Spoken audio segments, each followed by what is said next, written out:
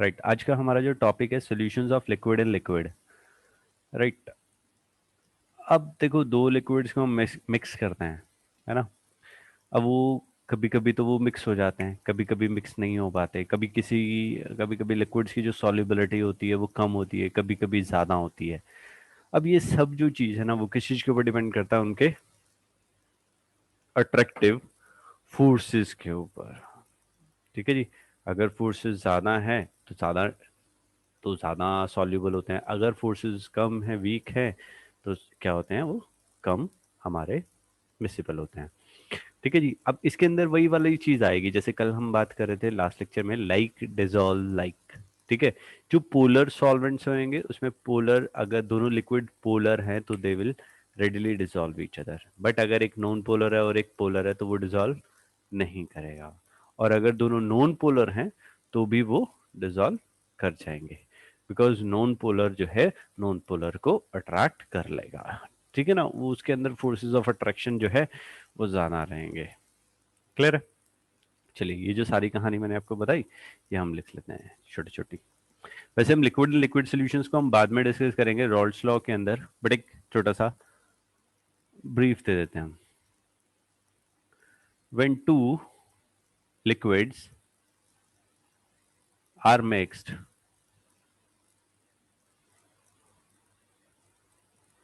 their miscibility or solubility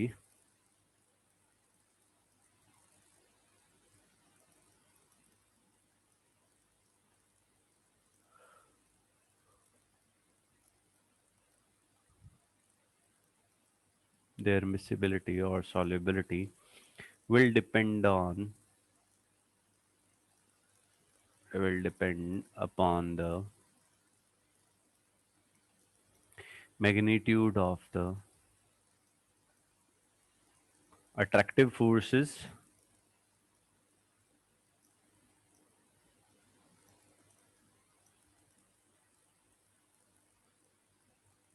between the particles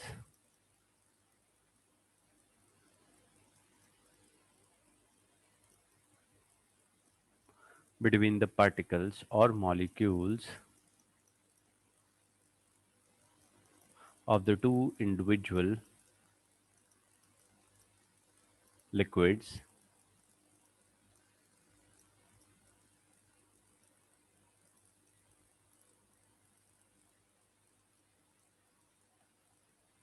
right.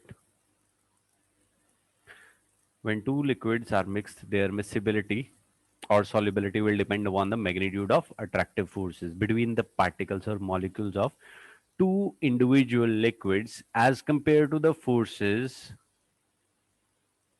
as compared to the forces of attraction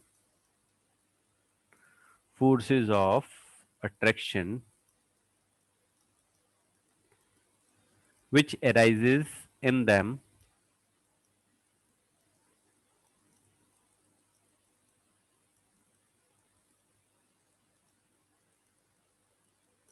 when they exist together.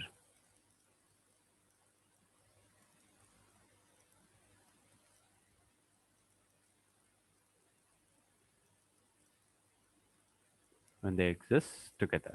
ठीक है, जैसे example हम ले लेते हैं इसके। First, benzene and CCl4 carbon tetrachloride are completely miscible, right? Ethyl alcohol and water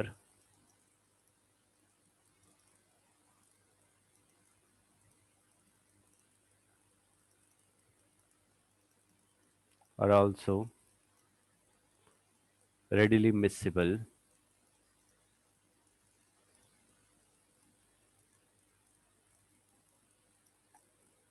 right? Clear हो गया जी। अब हम थर्ड एग्जाम्पल देखो, दे आर कंप्लीटली मिसेबल, क्योंकि ये नॉन पोलर था, नॉन पोलर था, ये पोलर था, ये पोलर था, तो इसलिए डिसॉल्व हो गए। अब मैं एक और एग्जाम्पल लेता हूँ। लेट्स से एग्जाम्पल हमने लिया, example of benzene and water. अब इसमें क्या होगा, क्या ये डिसॉल्व होंगे? नहीं। Why? Because benzene is non-polar and the water is of polar nature.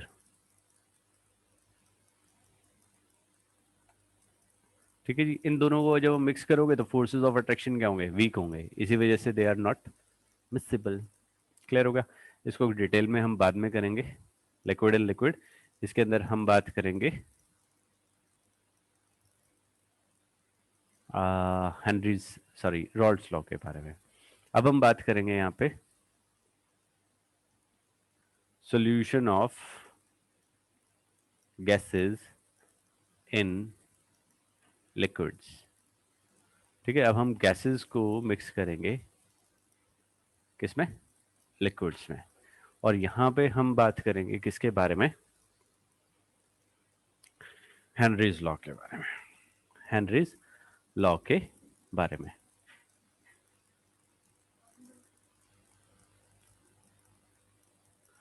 ठीक है जी, अब देखो यहाँ पे the solubility of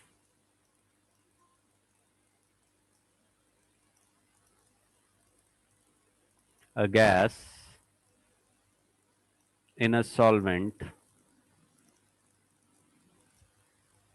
is expressed in terms of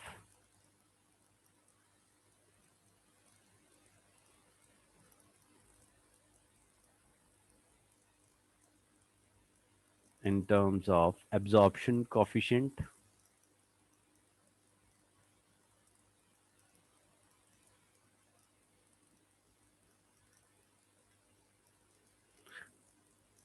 A या alpha, whatever you can say,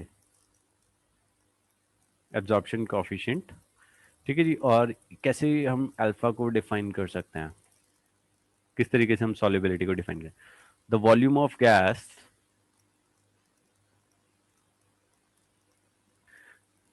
reduced to STP,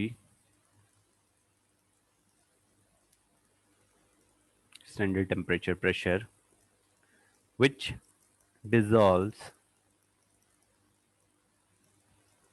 per unit volume, per unit volume of the solvent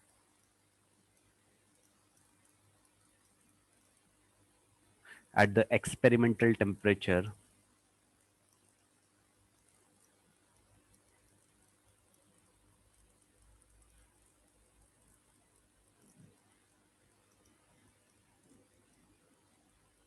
at the experimental temperature and under a pressure of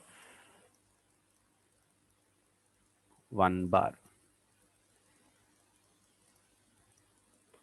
right? This is alpha।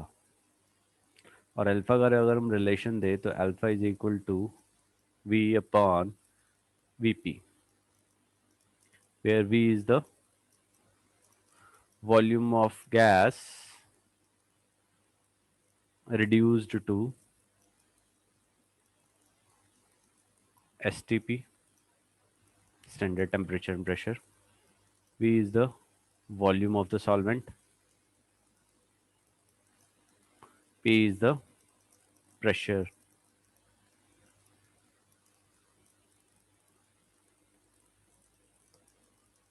Clear है जी?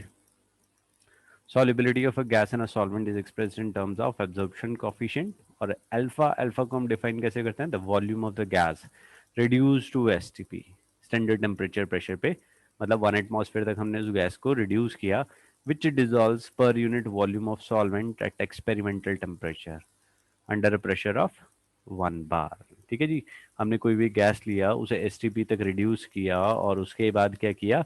Liquid में डाल दिया, उसमें जितनी उसकी solubility होगी that is known as alpha, absorption coefficient.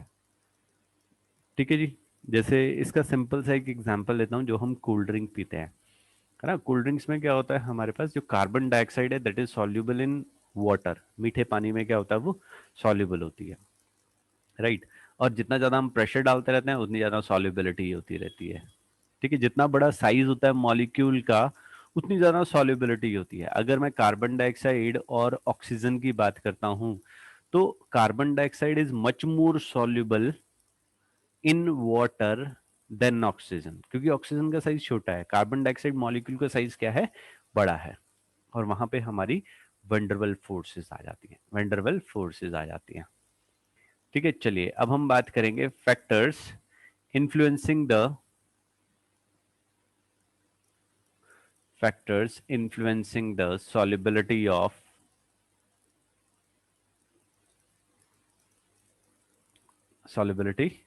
a gas। ठीक है जी, कौन कौन से फैक्टर्स हैं which influence the solubility of a gas in liquid. First है हमारा the nature of gas and solvent. Nature of gas and solvent, यहाँ पे भी वही आ जाएगा। अगर मेरी गैस जो है वो अगर पोलर नेचर की है, जैसे अमोनिया की बात करते हैं, अमोनिया जो मॉलिक्यूल है, अमोनिया गैस जो है वो हमारी पोलर नेचर का होता है। तो अगर हम उसे वाटर में सॉल्युबल करेंगे तो वो झट से सॉल्युबल हो जाएगी, और वैसे भी वहां पे क्या होती है, हाइड्रोजन बॉन्डिंग हो जाएगी। अगर मैं H2S या SO2 गैस लेता हूं तो वो भी हमारी सॉल्युबल रहेगी। ठीक है जी, चलिए इसमें लिखते हैं the solubility of gas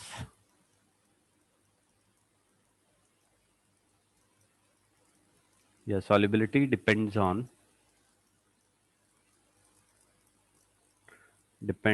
the nature of both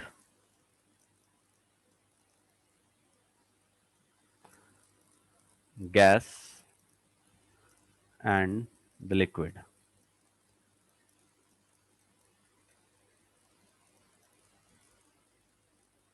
Gases like ammonia, NH3, SO2, HCl, which are of polar nature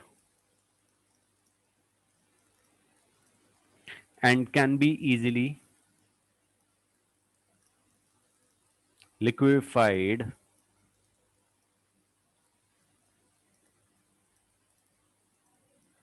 readily dissolve in water,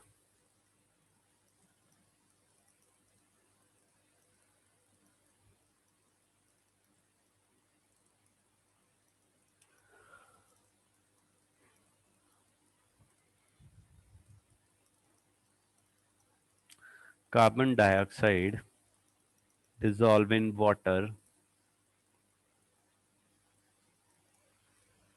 under pressure,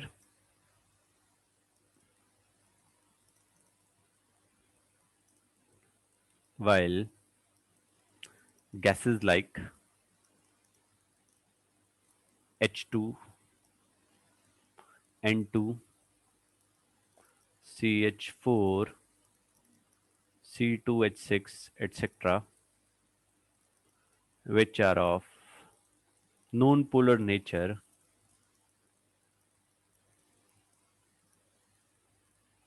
are are very little soluble in water। They are very little soluble in water। ठीक है जी, और ये क्या करेंगे, किसी non polar solvent में बड़े readily dissolve हो जाएंगे। जैसे कि हमने पढ़ा था turpentine oil, sorry pyrogallol, non polar एक सॉल्वेंट है पैरागलोल, वो O2 को एब्जॉर्ब कर लेता है। मैंने आपको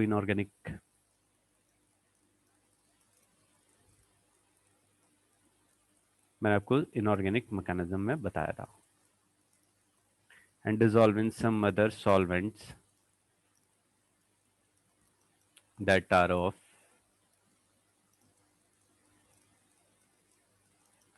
non polar nature. Right, first हो गया effect of the nature of gas and solvent. Second है हमारा इफेक्ट ऑफ टेम्परेचर। अब इफेक्ट ऑफ टेम्परेचर यहाँ पे उल्टा है, with increase in temperature solubility decrease करती है हमारी। With increase in temperature, usually generally बात करें तो सॉल्युबिलिटी हमारी डिक्रीज करती है। क्यों डिक्रीज करती है? बिकॉज जब हम उसे हीट करते हैं, जो काइनेटिक एनर्जी है हमारे गैस मॉलिक्यूल्स की, वो ज़्यादा हो जाती है। और जब वो गैस काइनेटिक एनर्जी ज़्यादा हो जाती है तो वो क्या करते हैं, they easily escape out.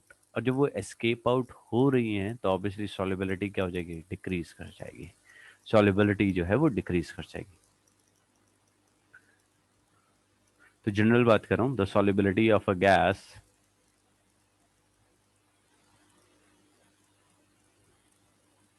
in a liquid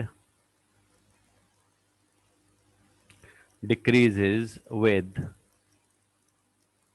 rise in temperature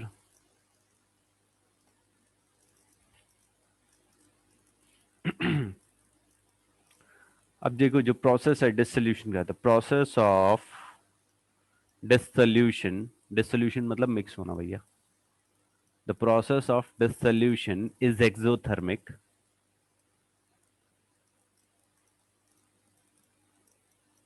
और हम हीट और दे रहे हैं। The process of dissolution is exothermic because the gas contract in volumes,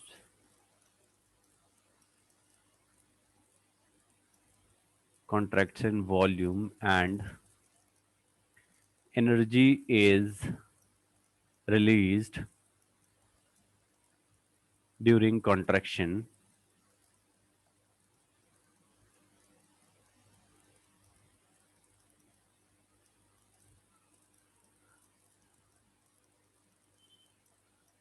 thus according to Lee Chatelier principle, Lee Chatelier's principle,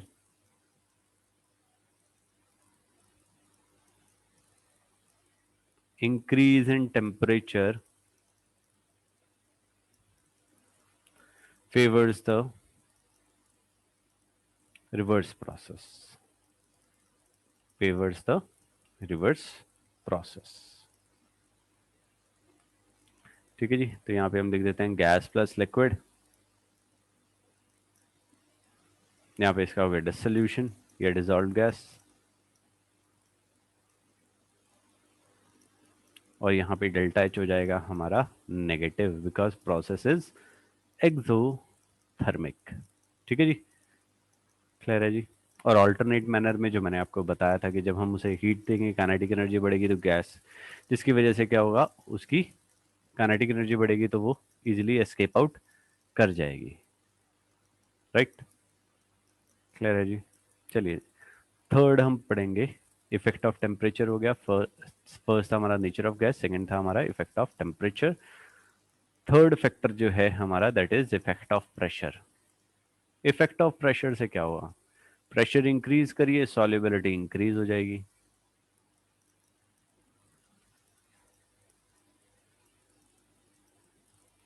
effect of temperature, the solubility of gas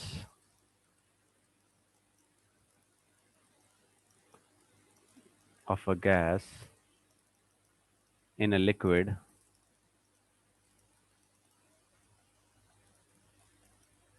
always increases with increase in pressure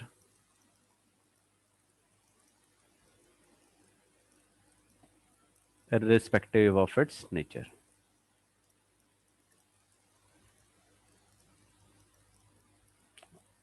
उसकी nature के ऊपर depend नहीं करेगा, आप pressure increase करें solubility increase करेगी।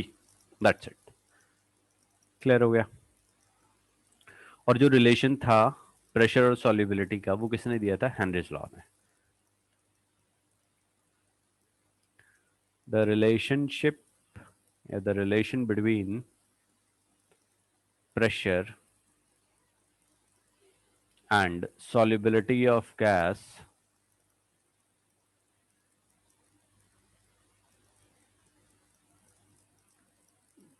was given by Henry's law क्या बोलता है? हेनरीज लॉ डिफाइन करना आता है पेपर में? डिफाइन हेनरीज लॉ, तो वो होता है the mass of a gas dissolved in a given amount of, given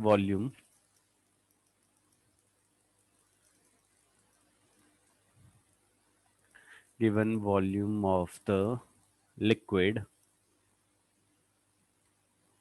at a constant temperature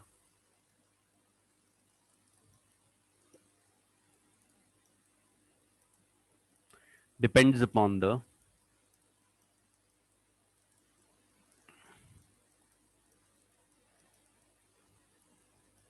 pressure which is applied.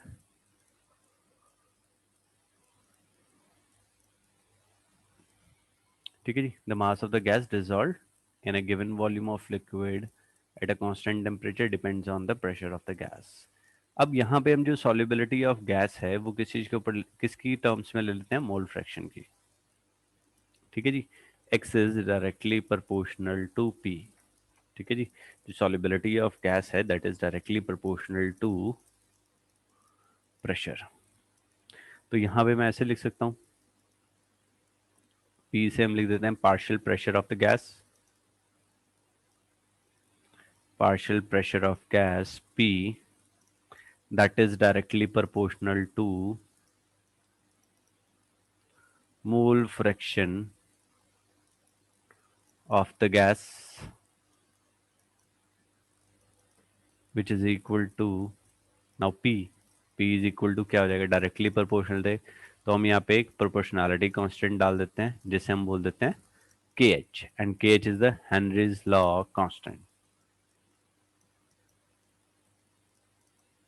ठीक है जी, वेयर के H is the Henry's law constant.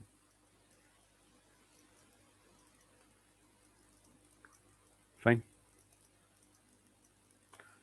और अगर मैं इसको ऐसे लिख देता हूँ, के एच इज इक्वल टू किसके बराबर हो जाएगा? P upon x, partial pressure of the gas upon mole fraction of the gas. अगर हम इनका ग्राफ बनाएंगे तो वो कैसे देगा? Straight line. यहाँ पे हम ग्राफ बना के देखते हैं, ये मैंने यहाँ पे बनाया।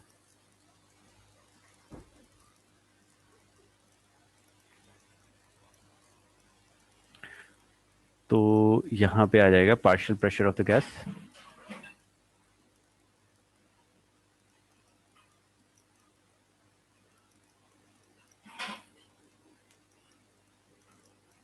और नीचे हम लिख देते हैं मोल फ्रैक्शन।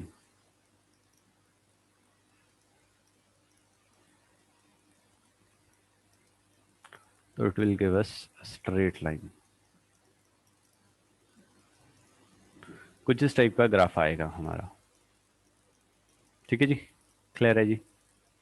तो इस टाइप का ग्राफ आ गया। ग्राफ पे अगर क्वेश्चन आता है तो आपने सिंपली ग्राफ बना देना है। यहाँ पे पार्शियल प्रेशर ऑफ गैस पड़ रहा है, इधर मोल फ्रैक्शन ऑफ द गैस। ठीक है जी, क्लियर है? अब यहाँ पे ये सारा कुछ करने के बाद कुछ ऑब्जर्वेशंस आई है ना, हमने डाटा कलेक्ट किया और उसके बाद कुछ ऑब्जर्वेशंस हैं। एक क्या बोलता है? द के H value for a particular gas, KH value for a particular gas increases with the rise in temperature। ठीक है जी, KH की वैल्यू क्या कर रही है? इंक्रीज कर रही है विद इंक्रीज इन टेम्परेचर। ठीक है जी, और अगर KH की वैल्यू आप इंक्रीज करोगे ना, सॉल्युबिलिटी डिक्रीज करती है। देखो KH फॉर अ गैस, अभी हमने पीछे रिलेशन बनाया। रिलेशन क्या? KH की वैल्यू निकाली थी, KH is equal to P upon x. अब ये इन्वर्सली प्रोपोर्शनल हो गए मोल फ्रैक्शन के। अब मोल फ्रैक्शन के इन्वर्सली प्रोपोर्शनल है तो ऑब्वियसली सॉल्युबिलिटी डिक्रीज करेगी। KH for a gas is inversely proportional to its mole fraction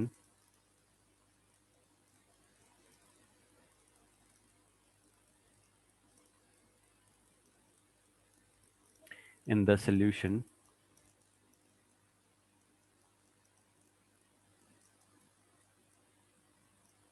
this means that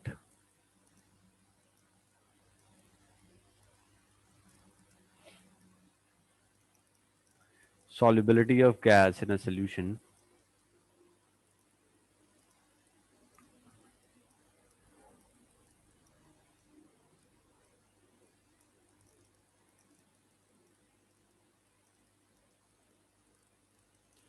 decreases with solubility of gas in solution decreases as KH increases.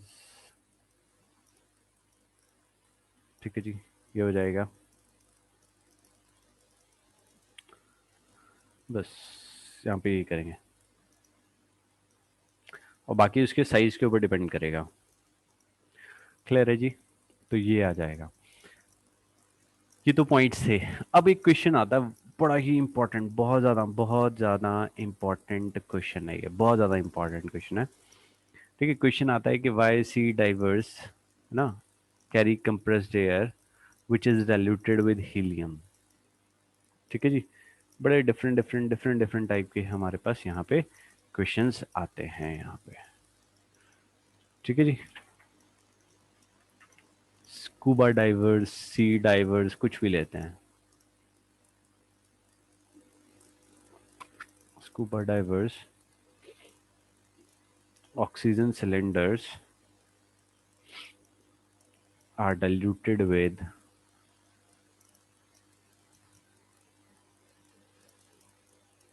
helium. ठीक है, they are diluted with helium. Why?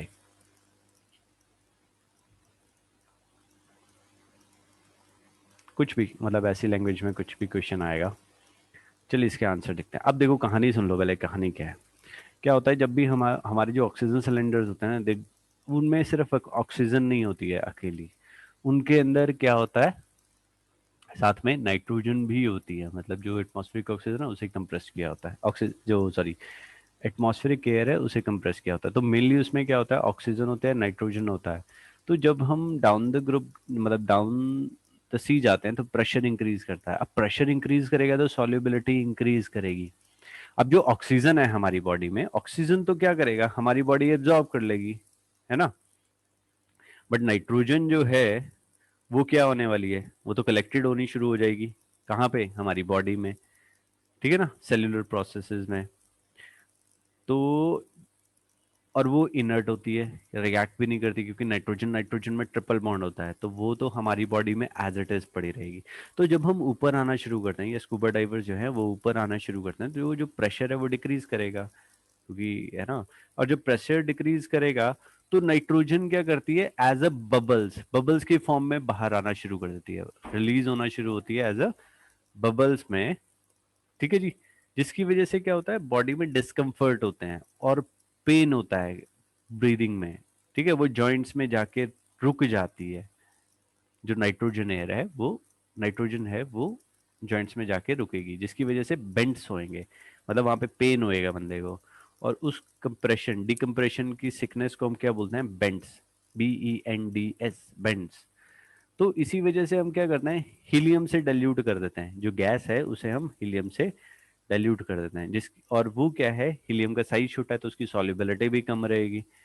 ठीक है जी, less soluble है blood में then nitrogen. तो इसी वजह से लेस जो हमारे डिस्कम्फर्ट्स हो रहे हैं, है ना, डिकम्प्रेशन सिकनेस हो रही थी, बेंड्स हो रहे थे, वो कम होंगे।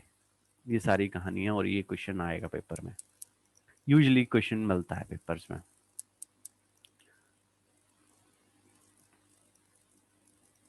ठीक है जी, इसे ना नोट बना के मैं यहाँ पे एक इमेज ही ऐड कर देता हूँ। This is very very very important question, very important question.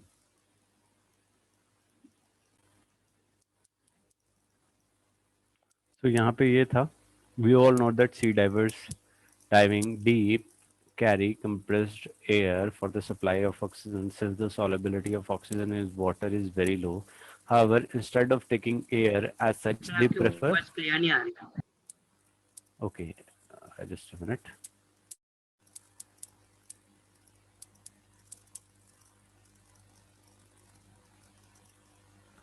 अभी क्लियर है?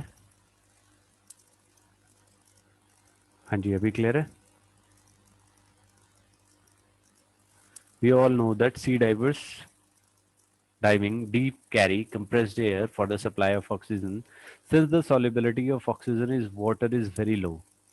However, instead of taking air as such, they prefer tanks filled with helium, nitrogen, and oxygen in place of compressed air. Actually, deep down the sea, the pressure is quite high. The diver body is expected to absorb more gases. Oxygen is being used for cellular processes, but nitrogen gets collected in the tissue since it is inert. When the diver begins to ascend, the pressure gets reduced. Consequently, oxygen is released as bubbles. This causes discomfort or pain to the diver in breathing. This condition is known as decompression sickness or bends. Bends बोलते हैं मैंने.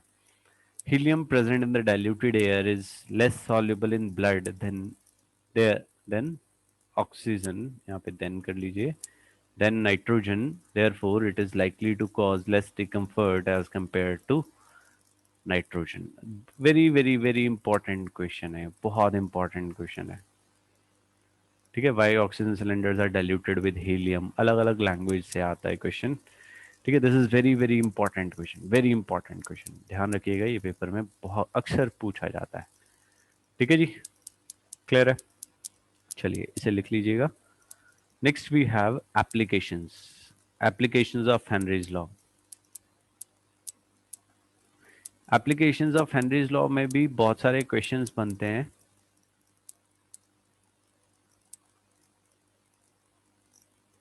काफी सारे questions आएंगे यहां से. First है cool drinks में, वहां पे यूज होता है.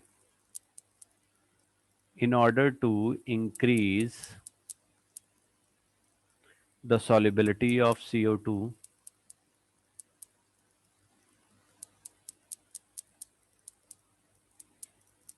gas in soft drinks,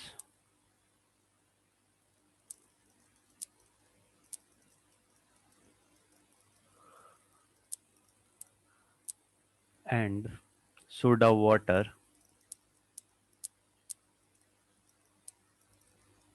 the bottles are normally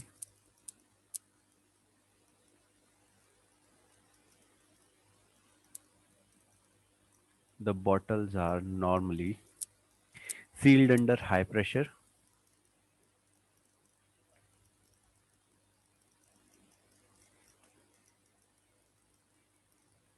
क्योंकि प्रेशर हाई तो सॉल्युबिलिटी हाई रहेगी.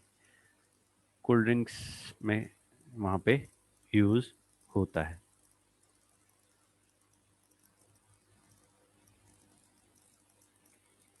उसके बाद कहाँ पे यूज होती है? At high altitude.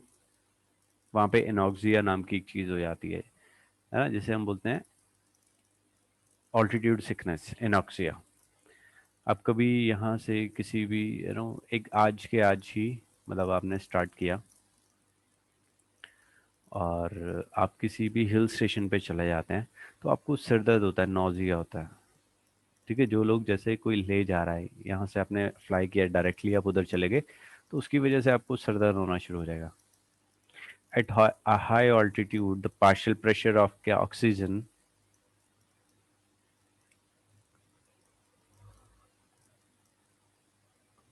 is less than its pressure at ground level.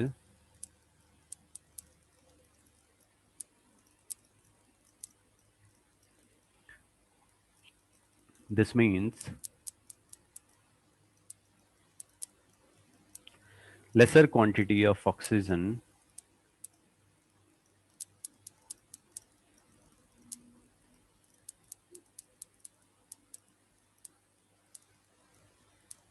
lesser quantity of oxygen will be inhaled.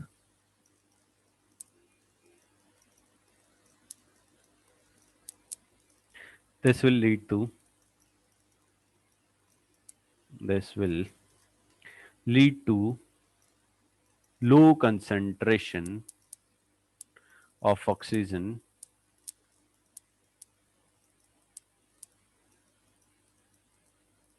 in the blood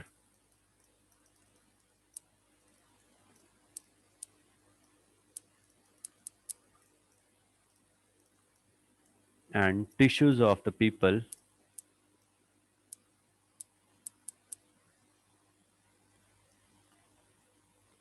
living under prevailing conditions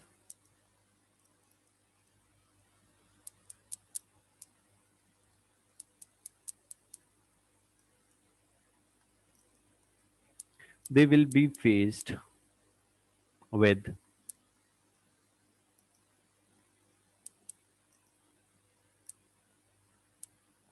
they will be faced with breathing problems. आप लोग कभी जाओ hill station तो वहां पे आप feel करोगे, आप लोग शायद नहीं करोगे बट बड़े जो होते हैं उनमें ज़्यादा होता है. And this will lead to anoxia. This will lead to anoxia. ठीक है जी, ये क्वेश्चन भी बड़ी बारी पूछा जाएगा एनॉक्सिया वाला. ठीक है, why they feel discomfort at high altitudes because of less atmospheric pressure. Less oxygen जाएगा हमारे लंग्स में, हमारी बॉडी को टिश्यूज को कम ऑक्सीजन मिलेगी जिसकी वजह से प्रॉब्लम्स होंगी. हेडेक, नोजिया कॉमन है. Third, the aquatic species. ये भी बड़ा कॉमन सा क्वेश्चन आएगा कि why aquatic species feel much more comfortable in cold water as compared to hot water. है ना, why aquatic species feel much more comfortable in cold water as compared to hot water. Because जब cold water होगा तो उसमें क्या होगा, solubility ज़्यादा रहने वाली है ना. कोल्ड वाटर में solubility ज़्यादा रहेगी तो उन्हें ज़्यादा ऑक्सीजन मिलेगा. That's why they are much more comfortable. The aquatic species, fishes, fish, etc., aquatic animals, are more comfortable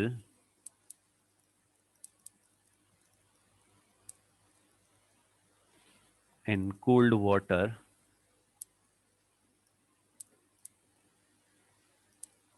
than in warm water,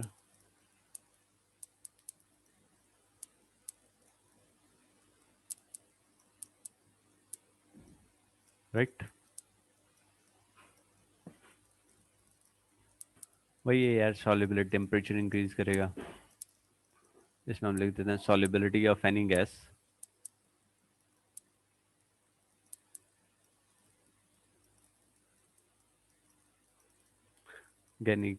in water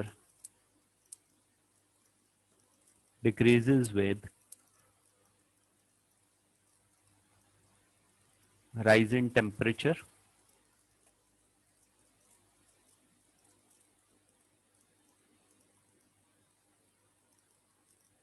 This means that solubility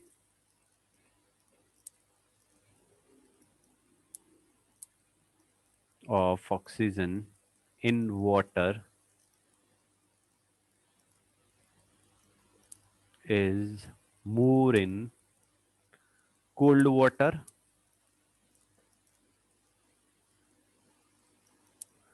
than in warm और hot water. ठीक है, यहाँ पे ये तीन questions, इनसे बहुत सारे क्वेश्चंस बना सकते हैं. Next we have limitations of Henry's law. ठीक है, यहाँ से एप्लीकेशन से हमारे कंसेप्चुअल क्वेश्चंस बनते हैं, वो हमने करने हैं. Next we have limitations.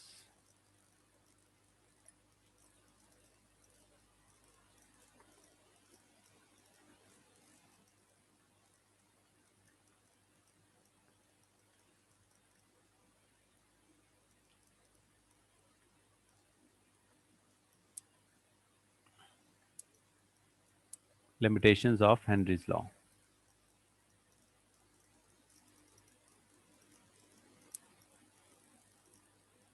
First limitation.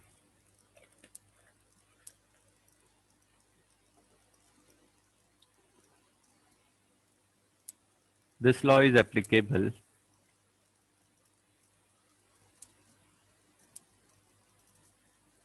to gases only under ideal conditions.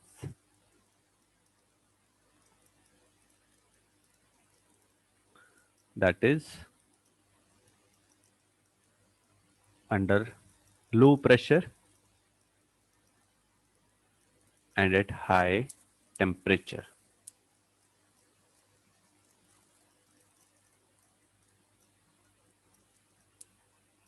Second,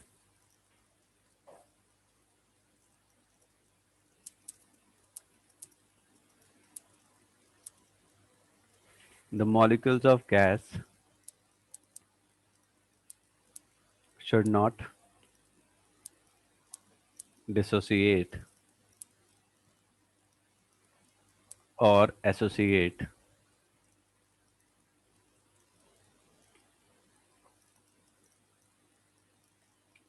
in solution,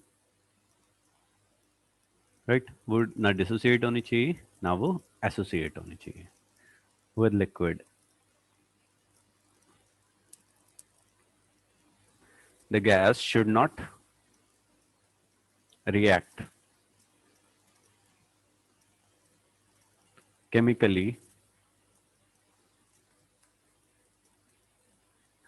with the solvent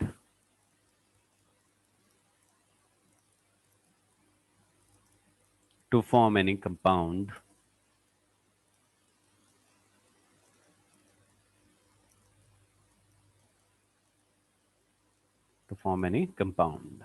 ठीक है जी। तो ये थे हमारे इसके लिमिटेशंस। अब हम बात करेंगे यहाँ पे न्यूमेरिकल्स के बारे में। हेनरीज लॉ के न्यूमेरिकल। क्वेश्चन नंबर 1 दिया हुआ है हमें। The Henry's law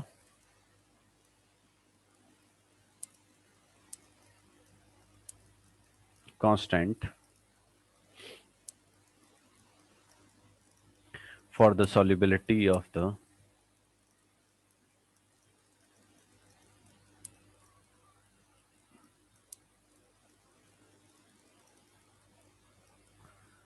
solubility of N2 gas in water at 298 Kelvin is 1.2 into 10 raised to power 5 atm. The mole fraction of N2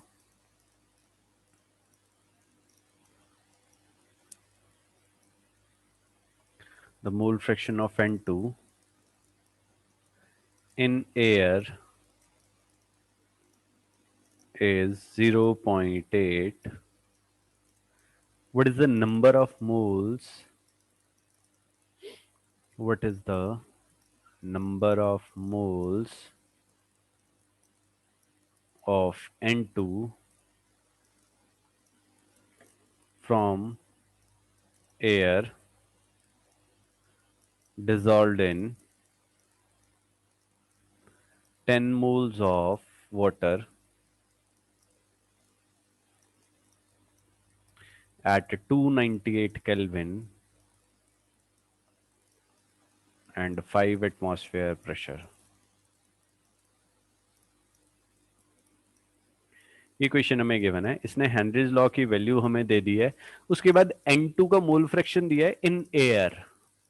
air के अंदर दिया है भैया मोल फ्रैक्शन, ठीक है जी। और उसके बाद वो बोलता है कि हमें नंबर ऑफ मोल्स निकालने हैं N2 के, जो हमारे 10 मोल्स ऑफ वाटर में डिसॉल्व होने हैं। कब? At 298 kelvin and 5 atmospheric pressure पे। 5 एटमॉस्फेरिक प्रेशर पे, ठीक है जी। क्लियर हो गया? तो चलिए निकालते हैं। ये जो क्वेश्चन आया था आईआईटी का क्वेश्चन है, 2009 में आया था, आईआईटी का क्वेश्चन है। चलिए यहाँ पे हमें गिवन है प्रेशर ऑफ N2 ये किसके बराबर है? मोल fraction of N2 into P total. ठीक है जी। चलो ये कहाँ से आया ये बताता हूँ। हमने Dalton's law of partial pressure पढ़ा था लास्ट ईयर, तो वहां पे हमने किया था फ्रॉम डाल्टन्स, राइटिंग थोड़ी सी गंदी है, from Dalton's law of partial pressure, वहां से हमने निकाला था ये, वहां से मैंने ये यूज किया। Partial pressure of N2 that is equal to mole fraction of N2 into P total. अब पार्शियल प्रेशर सिर्फ नाइट्रोजन का पार्शियल प्रेशर, नाइट्रोजन का प्रेशर कितना भैया, मोल फ्रैक्शन कितने गिवन है उसके 0.8, और पी टोटल हमें यहाँ पे कितना दिया गया है 5। तो भैया पार्शियल प्रेशर ऑफ नाइट्रोजन कितना आ गया 480 m। ठीक है जी। मोल फ्रैक्शन ऑफ नाइट्रोजन कितना आ गया, sorry partial pressure of nitrogen कितना आ गया 480 m। अब हमने हेनरीज लॉ पढ़ा था, उसमें क्या था, मोल fraction of N2, sorry partial pressure of N2 that is equal to KHX। अब मेरे पास ये है, ये भी है, मोल फ्रैक्शन ऑफ N2 आ जाएंगे। So X N2 that would be equal to KH upon PN2। KH की वैल्यू गिवन है 1 इंटू, यार क्या कर रहा हूँ मैं, partial pressure of N2 upon KH, so that would be 4 upon 1 into 10 raise to power 5, ये आ जाएगा 4 into 10 raise to power -5। This is the mole fraction of nitrogen in water. अब इसके मोल्स निकालने हैं, हमें निकालने हैं इसके मोल्स। अब मोल फ्रैक्शन का फॉर्मूला क्या होता है, XN2 that would be equal to moles of N2 upon moles of N2 plus moles of water। ठीक है जी। वो आ गया हमारा मोल फ्रैक्शन ऑफ वाटर के बराबर, and which was equal to 4 into 10 raise to power -5।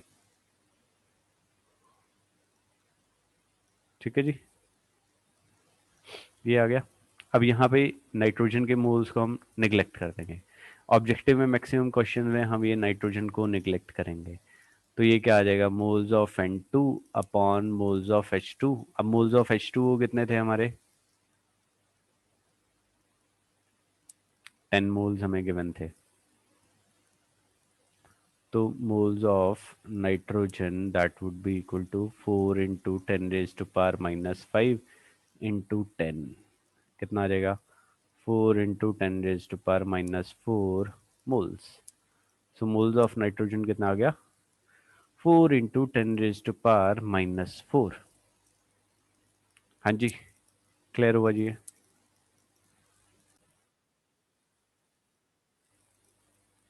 Now next question, if N2 gas is bubbled through water at 293 Kelvin, how many millimoles of N2 gas would dissolve in 1 liter of water? Assume that N2 exerts a partial pressure of 0.987 bar, given that KH for N2 at 293 Kelvin is 76.48 K bar। ये हमें निकालना है, ये NCERT का solve example है। ठीक है जी, चलिए formula P is equal to क्या होता है KH x। ठीक है जी, KH की वैल्यू हमें गिवन है यहाँ पे 76.48 किलो बार। मैं इसे बार में कन्वर्ट कर लेता हूँ, क्योंकि यहाँ पे जो प्रेशर हमें गिवन है वो बार में गिवन है, या इसे मुझे किलो बार में या इसे बार में कन्वर्ट करना है, ये इजी है तो मैं इसे कर लेता हूँ 76480 बार। और P N2 partial pressure of, यहाँ पे पार्शियल प्रेशर ऑफ, हाँ assume that N2 exerts a, तो दिस इज 0.987 बार, ये हमें गिवन था। ठीक है जी। तो हम यहाँ से मोल फ्रैक्शन निकाल लेते हैं भैया, Xn2 that will be equal to क्या आ जाएगा जी, P upon K H. P कितना था हमारा, 0.987 अपॉन 76480। राइट, इसको सॉल्व कर लेते हैं। जब इसे आप सॉल्व करोगे it comes to be 1.29 into 10⁻⁻⁵। ठीक है जी, इतने मोल्स आ गए हमारे पास नाइट्रोजन के।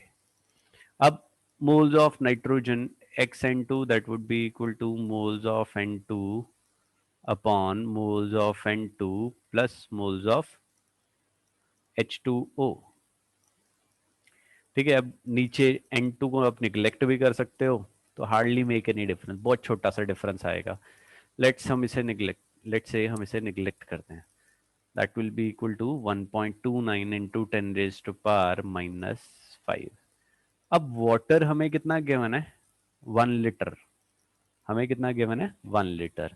तो 1 लीटर में मतलब 1000 ग्राम्स होंगे, और अपॉन 18 करोगे तो वाटर के मोल्स कितने आते हैं भैया, 55.55 मोल्स ऑफ वाटर। ये हमेशा याद रखिएगा, 55.55। सो ये कितना आ जाएगा, N2 that will be equal to 55.55। इसे हमने कर दिया निगलेक्ट, इसे हमने कर दिया निगलेक्ट। हो सकता है एनसीईआरटी बुक में ना भी किया हो, ठीक है, तो आप कर सकते हो, कोई इशू नहीं है, बहुत छोटा सा वेरिएशन ही आएगा इसमें। 10⁻⁻⁵ तो moles of N2, N2 that will be equal to 1.29 into 10⁻⁻⁵ into 55.55। इसे आप मल्टीप्लाई कर लीजिए। जब आप इसे मल्टीप्लाई करते हो तो it comes to be 7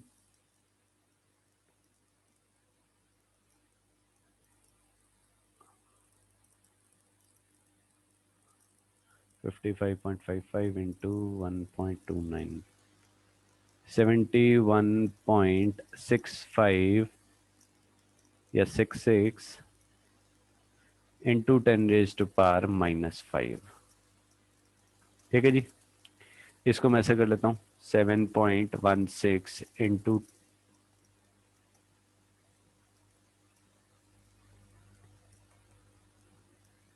sorry अरे ज़्यादा नहीं पहुँचा, तो ये आ गया 7.16 इंटू 10⁻⁻⁴ मोल्स।